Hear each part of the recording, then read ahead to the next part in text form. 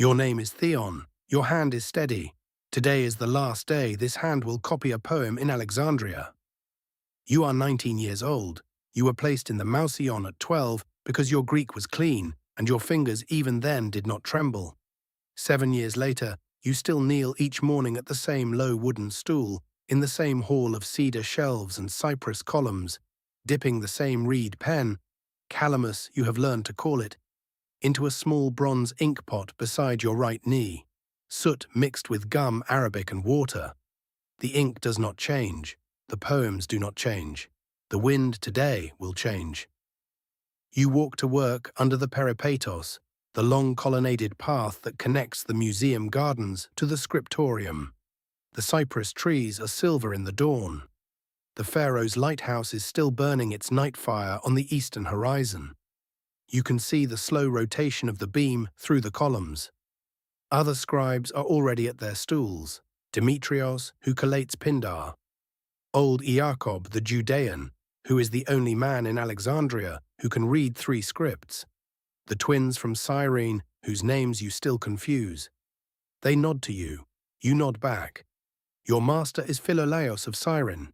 He is 60 years old. He has been working for 11 years on a single project, to gather every surviving fragment of the lyric poet Stesichorus of Himera, who died 500 years ago and whose work survives now only in scattered quotations, broken papyri, and the memories of older grammarians. Philolaos has assembled slowly, in his own slanted hand, what may be the only complete collation of Stesichorus's poems in the world. The draft sits on his desk in his small office. It is tied with a red cord. Philolaos ties the cord and unties the cord twice a day, every morning to read it, every evening to put it away. The act has the rhythm of prayer. This morning he is coughing again. You bring him watered wine. He takes the cup, drinks, coughs once more into the cup before he sets it down. You see before he covers it with his hand a small dark thread in the wine that is not wine. He hands you today's assignment. It is a roll of Stesichorus's Iliou Persis, the sack of Troy, a long lyric poem about a city that burned. Copy cleanly, he says. 2 columns, wide margins. You bow. You return to your stool. You begin. Alpha, the first letter of Leon, Ilium. Troy. By midday, the heat in the scriptorium is heavy. You step out to the cistern in the next courtyard to refill the water jar.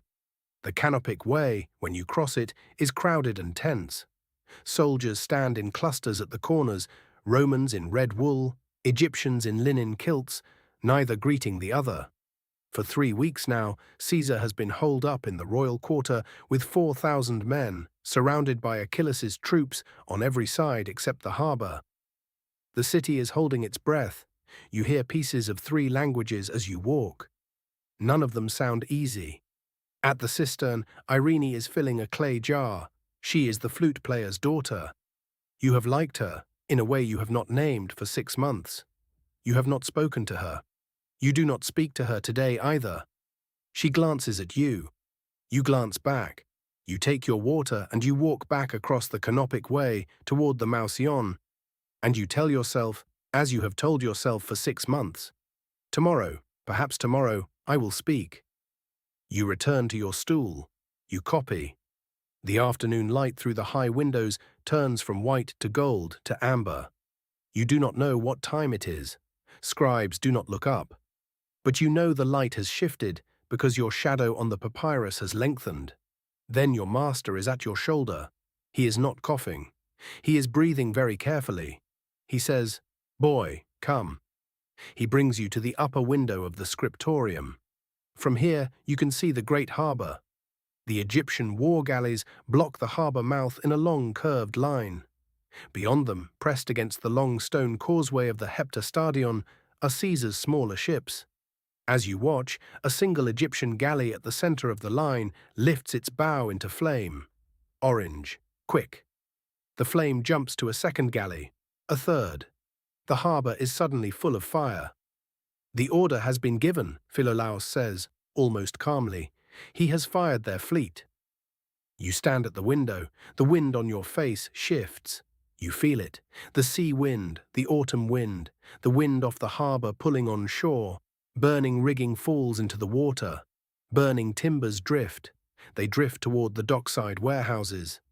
The warehouses where the new scrolls, every scroll bought, gifted, requisitioned from every ship that has docked at Alexandria these past months, are stacked in linen bundles, awaiting cataloguing. Tens of thousands of them. The first warehouse roof catches, then the second. The shouting outside changes its sound from get water to get them out. You can see from the window a chain of men forming at the harbour steps. Roman soldiers, Egyptian sailors, Greek dock clerks, Mouseion librarians in their dark blue cloaks, passing scroll bins hand to hand out of the burning doors. Philolaus seizes your shoulder. His grip is harder than you knew his old hand could be. "Boy," he says, "go, take what you can." You run. The canopic way is hot wind and ash.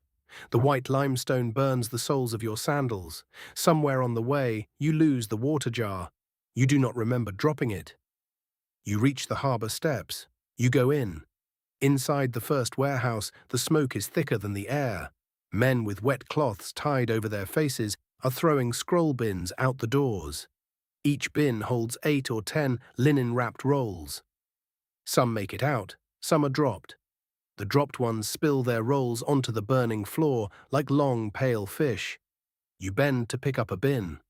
The handle is too hot. You drop it. You feel the skin of your palm tighten and split.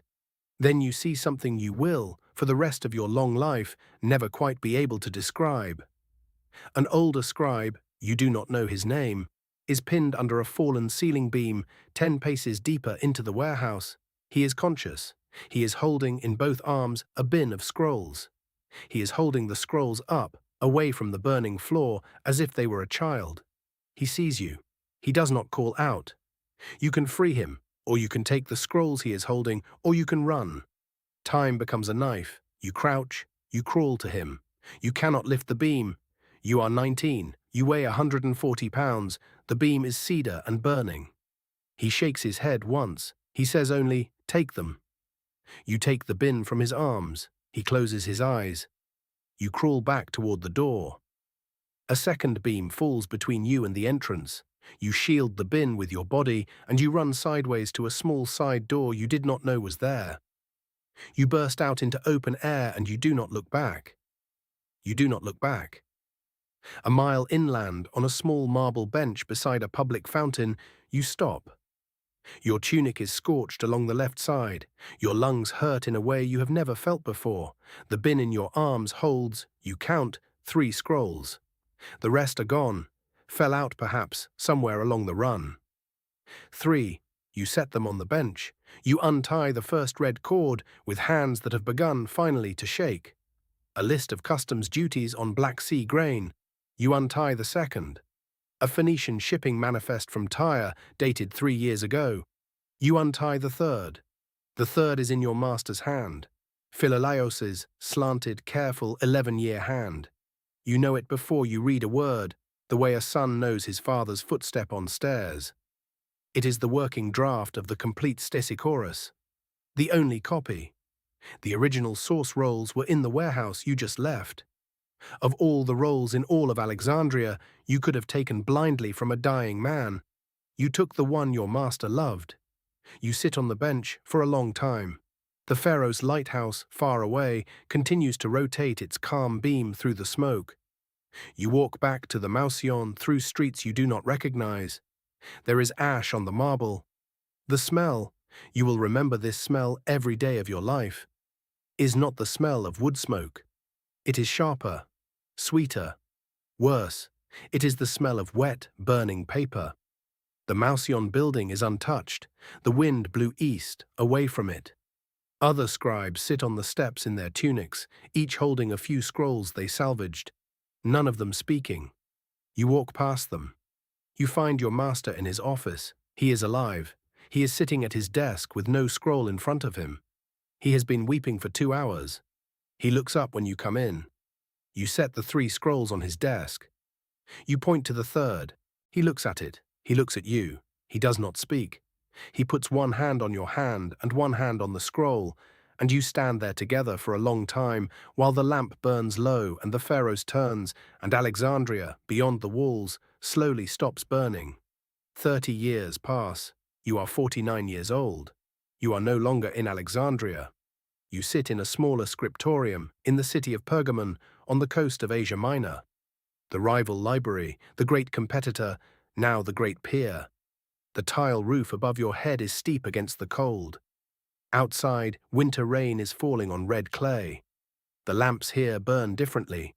Olive oil with a hint of pine resin, not the sweet sesame oil of Alexandria. The light is yellower. The cold is real. Philolaus has been dead 26 years. He died in his sleep, 3 winters after the fire, with the cough finally taking him. He left you the scroll. On your desk tonight is that scroll, tied with the same red cord. You have replaced the cord twice, but you have kept the knot. You have copied this scroll by your own hand 14 times across 30 years. 12 of those copies now sit in 12 libraries between here and Athens. One sits with you. One you sent back to Alexandria as a gift to the Mouseion that survived. He cannot be lost, you decided, very young, on the bench by the fountain, as long as 14 scribes have his words. Across the desk from you sits a boy. He is 18. He is Cretan, his Greek still rough, his fingers steady. He has been your apprentice for 2 months. He is your second apprentice. The first finished his copy of Stesichorus last spring and went to Antioch. This one will take 3 years. You untie the red cord. You unroll the scroll to its first column. You hand the boy a fresh reed pen and a clean papyrus. You point to the first letter of the first word. You say, begin with the alpha. The Library of Alexandria did not burn that night. It survived another 400 years, declining slowly, scroll by scroll, as libraries do. But the warehouse of new acquisitions did burn, the 70,000 volumes the ancient sources mourn. Those were the ones that burned. We know the names of perhaps 1 in 10 of the poets they contained. Stesichorus survives today in 250 fragmentary lines. He survives because on the night Alexandria burned in 48 BC, a 19-year-old scribe named Theon, blind in the smoke, took a bin of scrolls from the arms of a dying man, and one of them, by an accident no historian can explain, was his master's life work. The scroll under Theon's tunic was passed to 14 scribes, then to 40, then to 400. It is in your library tonight. You have read from it.